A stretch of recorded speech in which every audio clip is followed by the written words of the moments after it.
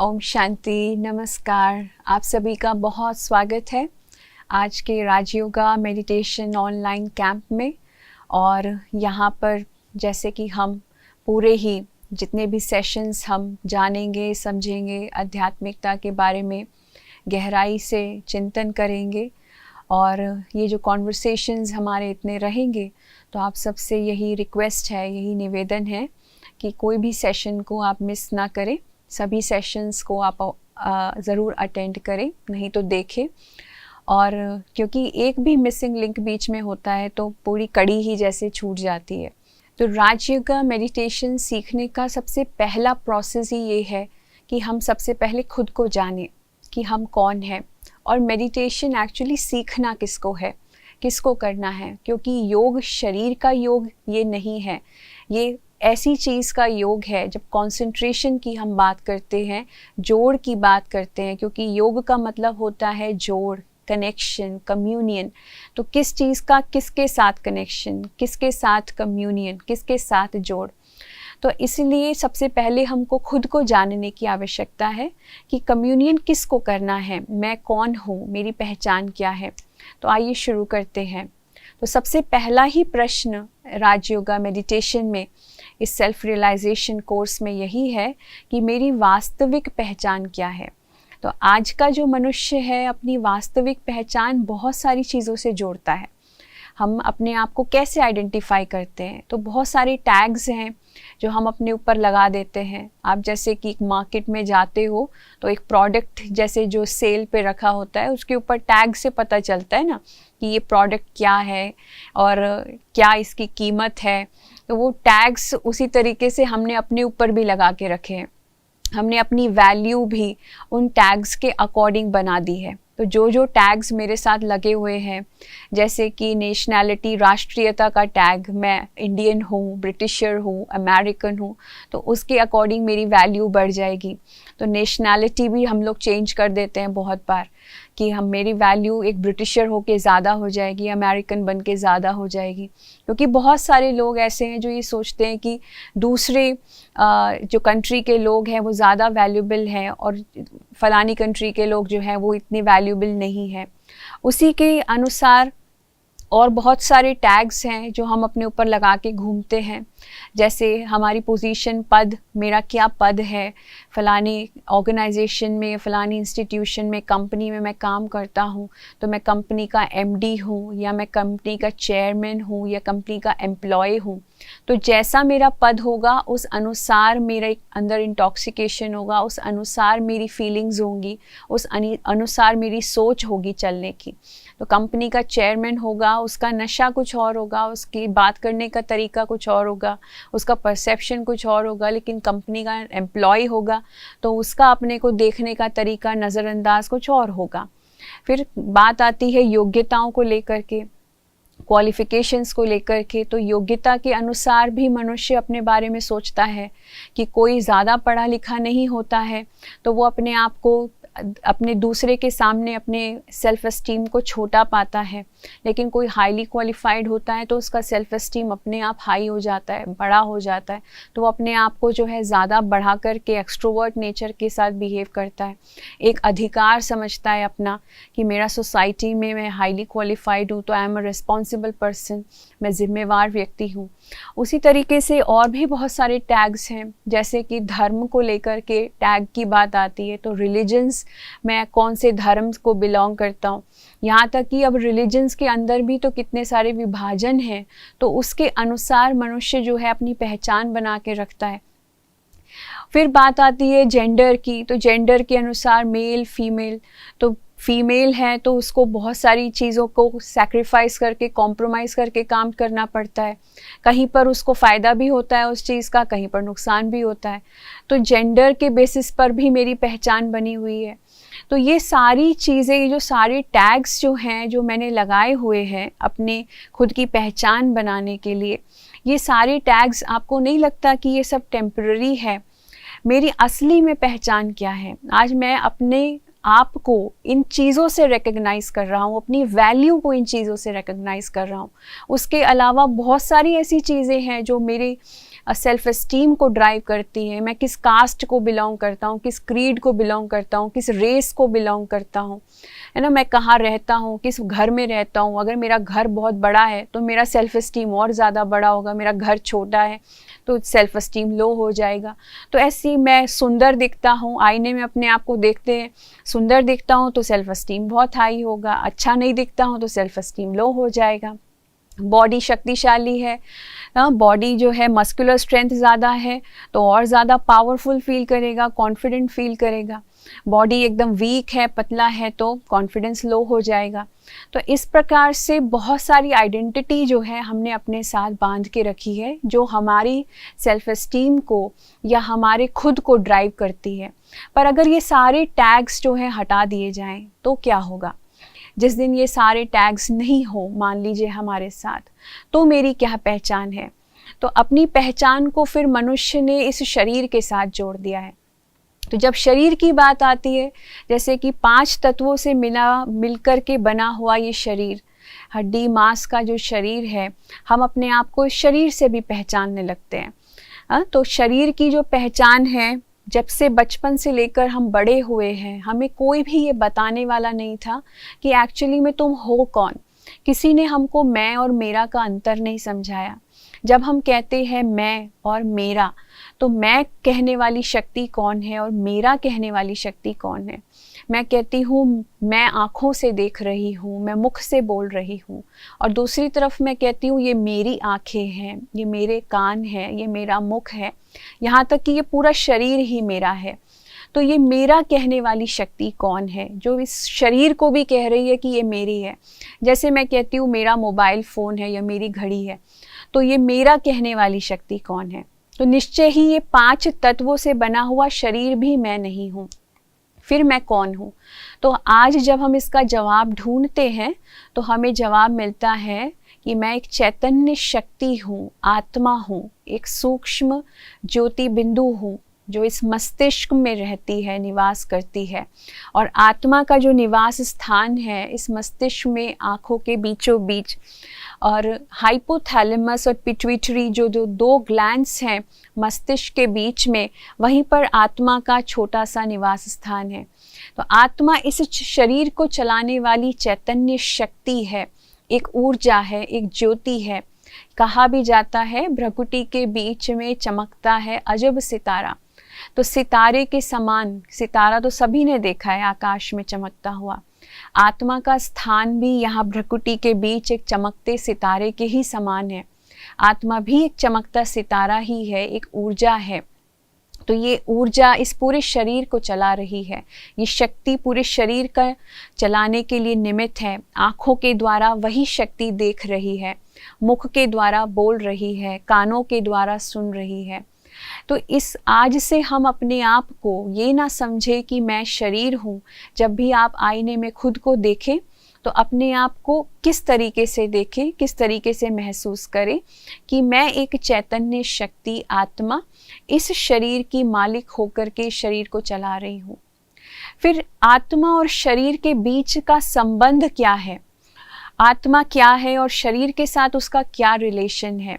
जैसे हमने दुनिया में बहुत सारे योग देखे हैं, तो भौतिक योग होता है, चीज़ों का समय के साथ योग होता है जिसको हम संयोग कहते हैं, चीज़ों का व्यक्तियों के साथ भी योग होता है। तो योग मतलब कि जोड़, कम्युनियन। उसी तरीके से जब आत्मा और शरीर आपस में मिलते हैं तब एक जो चीज़ बनती है उसको हम ह्यूमन बीइंग या जीवात्मा कहते हैं। तो जीव आत्मा जो होती है, इसलिए उसको ह्यूमन पार्ट है बॉडी पार्ट, बीइंग पार्ट है सोल पार्ट। तो ह्यूमन बीइंग, उसको बहुत सारी चीज़ों से हम बता सकते हैं, आइडेंटिफाई कर सकते हैं। जैसे कि एक सीप के अंदर मोती है, तो सीप के अंदर मोती कितना सुंदर लगता है। तो सीप जो है उसकी क्या वैल्यू है अगर उसमें मोती ही ना हो। उसी तरीके से इस शरीर की क्या वैल्यू है अगर इसमें आत्मा ना हो। तो आत्मा इस शरीर में मोती के समान है और ये शरीर एक शेल की तरह है, सीप की तरह है। तो उसी तरीके से जब हम देखते हैं दूसरा एग्जाम्पल आप सबके सामने, जैसे कि एक ड्राइवर है और एक कार है। तो ड्राइवर जो है गाड़ी को चलाता है तो गाड़ी की वैल्यू है, वरना गाड़ी खड़ी है। उसी तरीके से शरीर जो है वो एक गाड़ी की तरह है और आत्मा उसमें ड्राइवर है। तो अगर ड्राइवर ना हो तो ये गाड़ी भी किस काम की। फिर हम देखते हैं थर्ड एग्जाम्पल, जैसे एक घर है और उसमें मालिक है। तो घर का मालिक अगर घर में ना हो तो घर की क्या वैल्यू है, घर की क्या कीमत है। उसी तरीके से ये जो शरीर है ये आत्मा का घर है, आत्मा इसमें रहती है, अपना सारा ही जीवन आत्मा इस घर में भी रह कर के बिताती है। फिर ऐसे बहुत सारे उदाहरण हमारे बीच में हैं, जैसे एक रथ और रथी का एग्जाम्पल। आप सबने बहुत बार सुना होगा कि जब किसी का शरीर जा रहा होता है, जब कोई आत्मा शरीर छोड़ देती है तो हम उसको अर्थी कहते हैं। अर्थी क्यों कहा जाता है उसको? क्योंकि अरथी मतलब जो रथी था, जो सवार था उस रथ के ऊपर, वो चला गया। तो रथी चला गया तो सिर्फ अर्थी बची है, एक ऐसा रथ बचा है जिसमें रथी नहीं है। तो आत्मा जो है इस शरीर रूपी रथ के अंदर रथी के समान है, एक राइडर के समान है।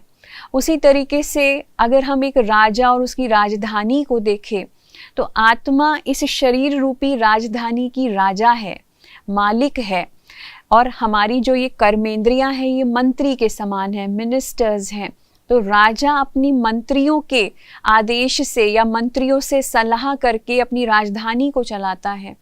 उसी तरीके से आत्मा अपनी इन कर्मेंद्रियों के द्वारा ऑब्जर्व करके इस पूरी राजधानी को, इस शरीर को चलाती है।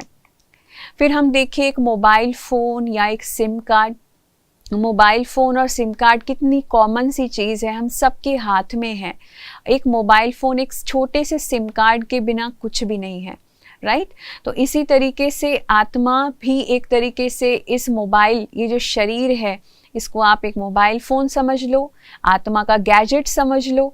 तो इसमें आत्मा क्या है, एक सिम कार्ड की तरह है जिसमें सब कुछ है, सारा डेटा है।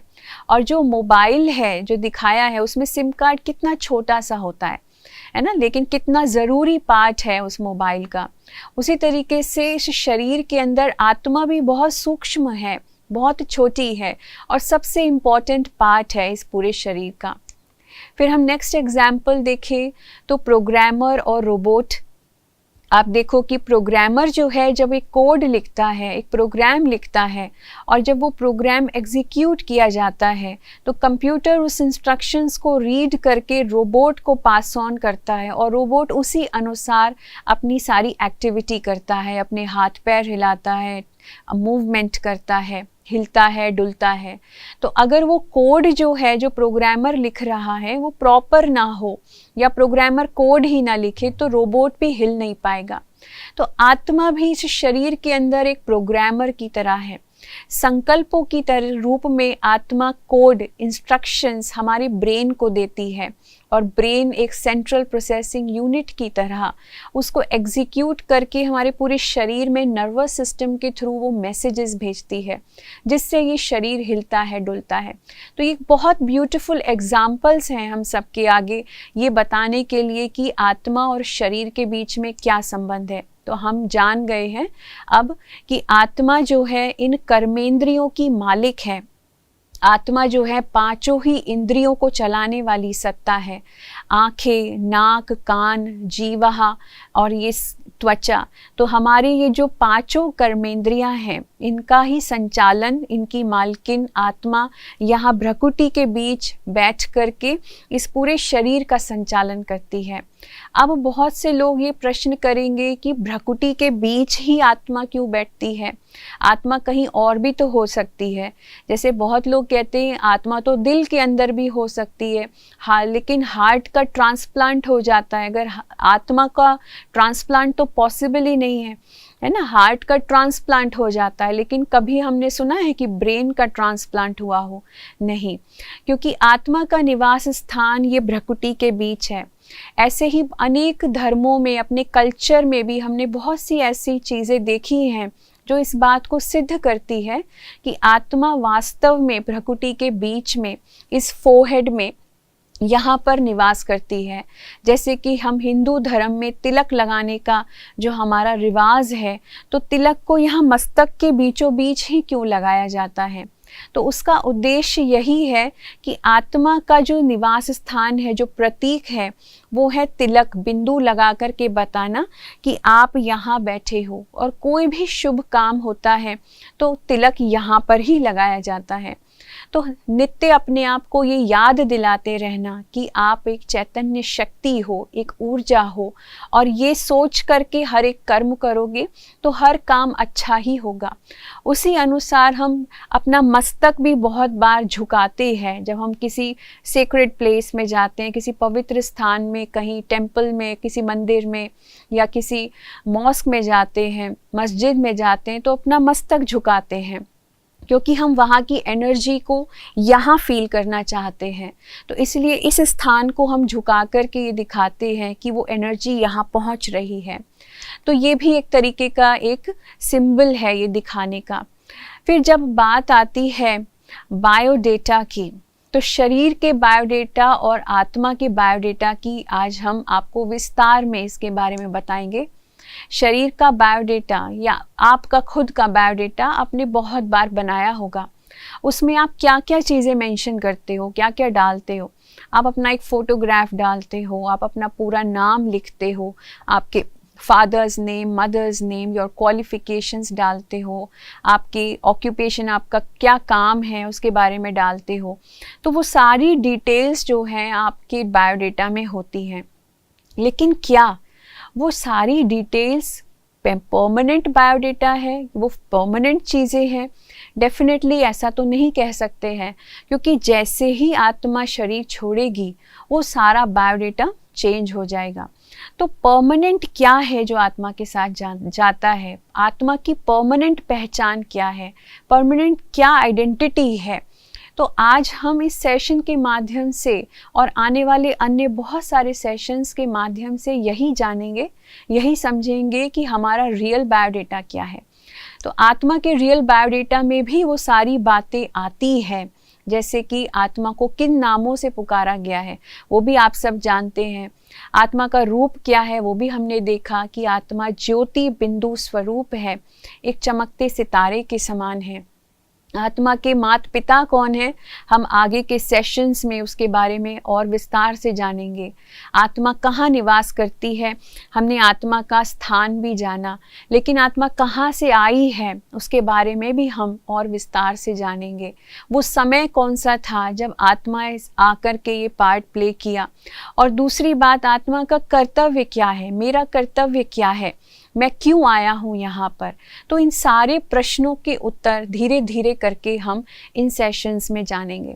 तो सबसे पहले जैसे हम आत्मा की क्वालिफिकेशंस या गुणों के बारे में बात करें, तो गुण जो है आत्मा के 7 गुण होते हैं। इनको ये 7 आत्मा के अविनाशी 7 गुण हैं, लेकिन इन अविनाशी गुणों को एक तरीके से कुछ ना कुछ अवगुण ढक लेते हैं और ऐसी परतें आत्मा के ऊपर जमा होती चली जाती हैं कि वो गुण जो है धीरे धीरे हमारे अंदर ही मर्ज होते चले जाते हैं।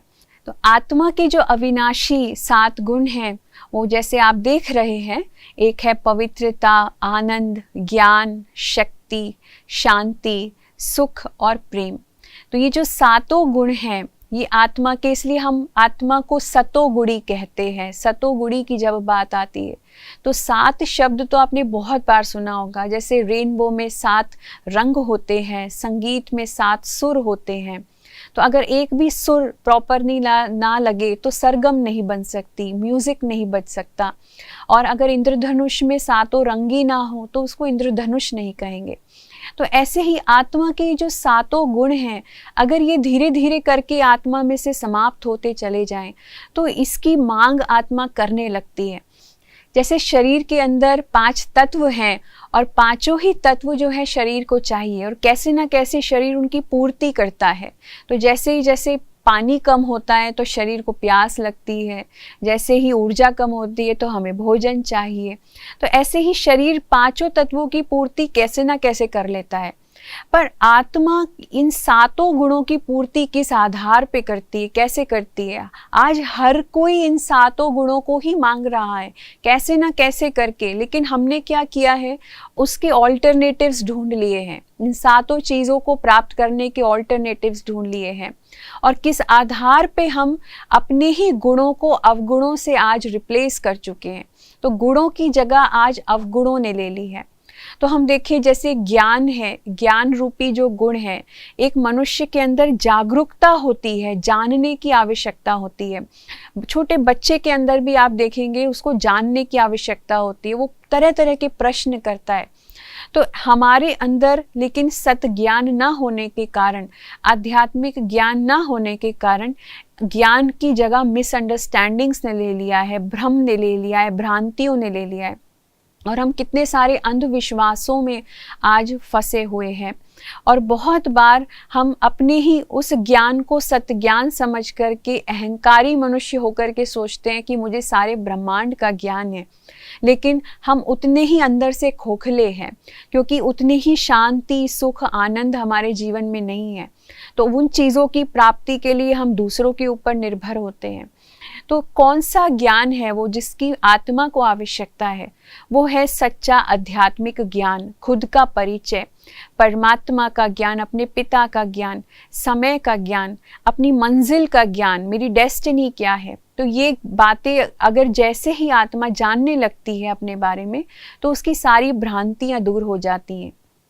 फिर हम बात करें पवित्रता की, तो पवित्रता एक बहुत इम्पॉर्टेंट वर्च्यू है, क्योंकि आज जो है प्योरिटी के बिना देखा जाए तो कोई मनुष्य रह ही नहीं सकता है। हमें भी बाहरी चीज़ को हम पवित्र करने में लगे रहते हैं, क्लीन करने में लगे रहते हैं, साफ सफाई स्वच्छता पे हम ध्यान देते हैं। लेकिन जब मन की पवित्रता, मन की शुद्धि की बात आती है, तो हम मन को कितना साफ करते हैं। तो मन की पवित्रता का स्थान तो आजकल अलग बहुत सारी चीज़ों ने ले लिया है। जैसे आजकल का मन जो है गंदे और व्यर्थ संकल्पों में बिजी रहता है, व्यर्थ कर्म करने में बिजी रहता है। तो हम ये सारी चीज़ों में अपना समय व्यतीत कर रहे हैं। फिर नेक्स्ट अगर हम देखें तो प्रेम का जो गुण है, प्रेम का गुण कितना महत्वपूर्ण है हम सबके लिए, क्योंकि हम सबको प्यार चाहिए।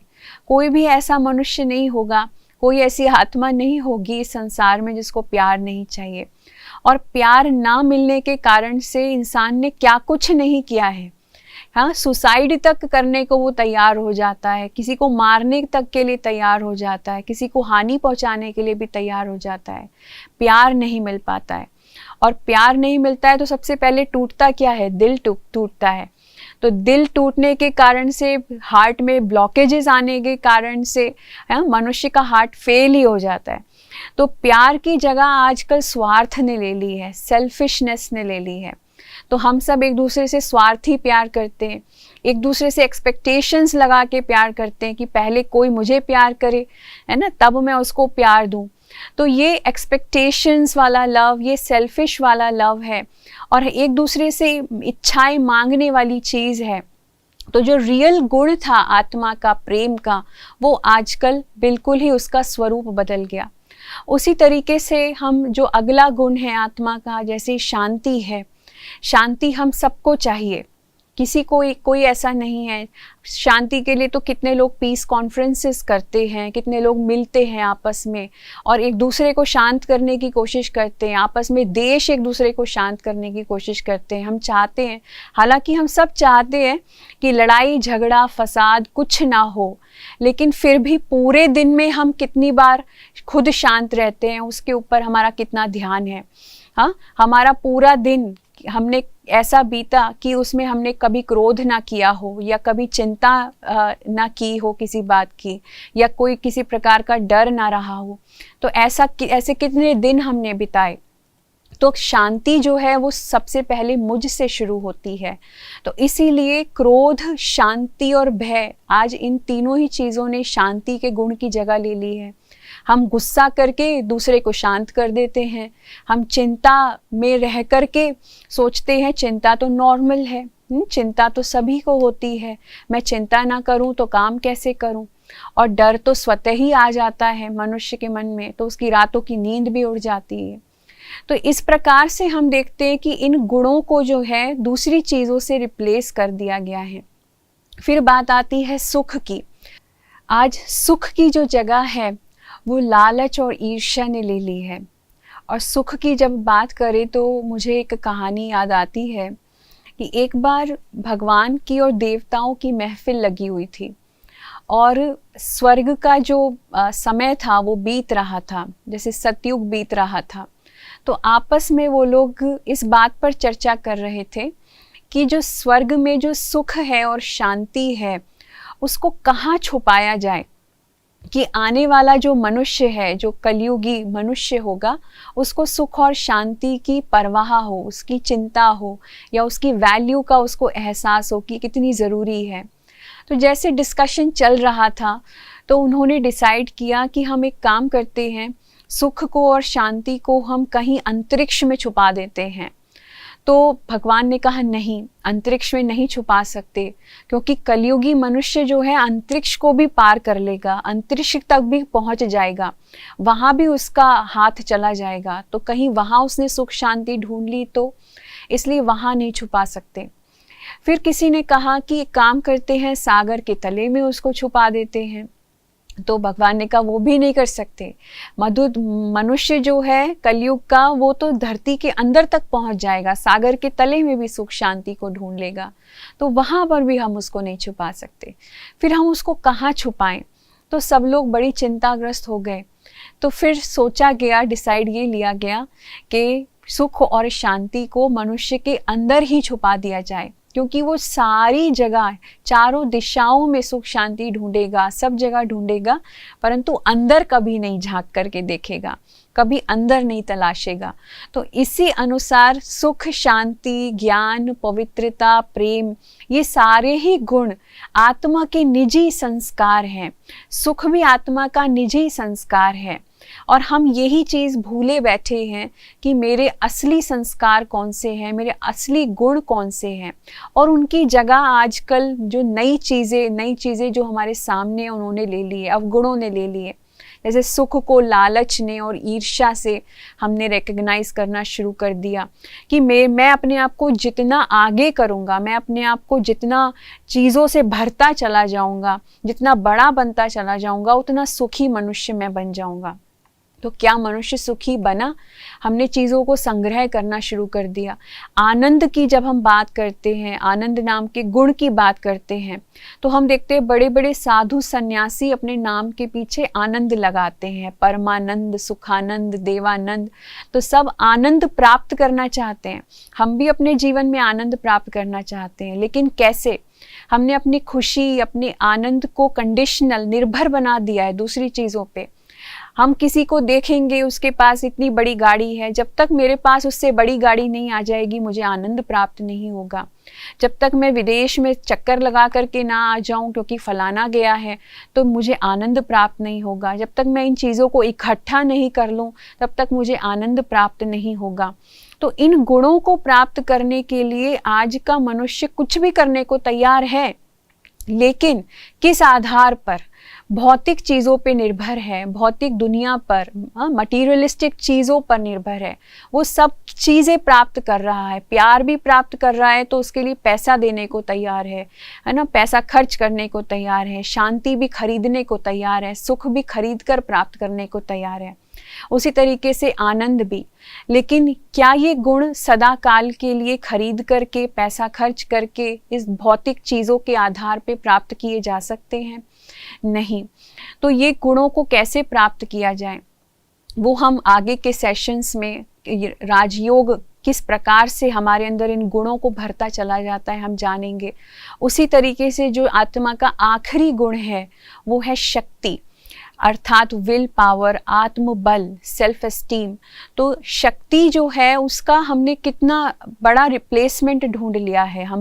आजकल हम अपनी शक्ति का प्रदर्शन करते हैं, सैन्य बल का प्रदर्शन करते हैं, हम दिखाते हैं, अपने पोजीशन का प्रदर्शन करते हैं, मैं कितनी पोजीशन वाला व्यक्ति हूँ, और अपने बाहुबल का प्रदर्शन करते हैं। कि मैं कितना शक्तिशाली हूँ। तो ये प्रदर्शन करके हम अपना दिखाना चाहते हैं कि मेरे पास कितनी शक्तियाँ हैं। लेकिन जहाँ आत्मा की शक्ति की बात आती है, वहाँ मस्कुलर स्ट्रेंथ, फिजिकल पावर्स जो हैं वो बहुत कम हो जाती है। क्योंकि जैसे ही विल पावर टूटता है, जैसे ही किसी व्यक्ति का सेल्फ एस्टीम जाता है, तो कितना भी शक्तिशाली व्यक्ति हो, कितना भी मस्कुलरली बिल्ट व्यक्ति हो, वो भी टूटा हुआ महसूस करता है अपने आप को। तो आत्मा की शक्ति, आत्मा की विल पावर से ही इस फिजिकल पावर की भी वैल्यू है। तो ये जो शक्तियाँ हैं, इनको भी हम कैसे आत्मा के अंदर भर सकते हैं, और ये सारे ही गुण किस प्रकार से आत्मा के अंदर आ सकते हैं, हम अपने आगे के सेशंस में इनको और भी विस्तार से जानेंगे। आज के लिए इतना ही। नमस्कार। ओम शांति।